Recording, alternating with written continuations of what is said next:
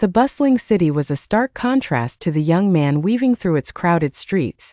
In his early 20s, his eyes were weary, his posture slumped, and his clothes threadbare.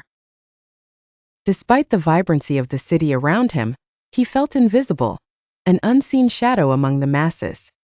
He wandered aimlessly until he found a park bench and sank onto it, clutching an old, battered backpack. The golden hues of the setting sun bathed the scene in a melancholic glow as he stared at the ground, lost in thought.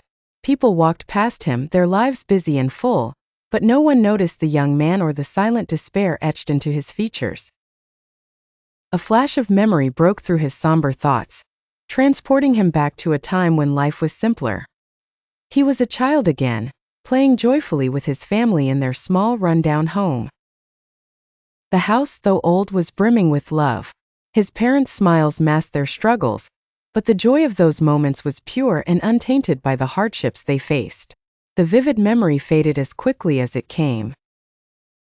Now standing in front of a store, the young man stared at a help-wanted sign. He hesitated, wrestling with self-doubt and uncertainty about his future. The weight of his circumstances pressed down on him, making even the simplest decisions feel monumental. Evening drew closer, and the young man returned to his dimly lit apartment, a stark contrast to the bustling city outside. The room was sparsely furnished with only the most basic necessities, a reflection of his meager existence. He sat by the window watching the rain as it pelted against the glass, each drop mirroring the sadness and worry in his heart. In the solitude of his apartment, he reached for a photograph of his family, now faded and worn.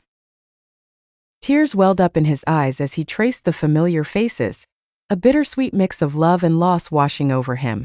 Despite the overwhelming sadness, he felt a spark of determination ignite within him. He would keep pushing forward, carrying the memory of his family and their enduring love as his guiding light.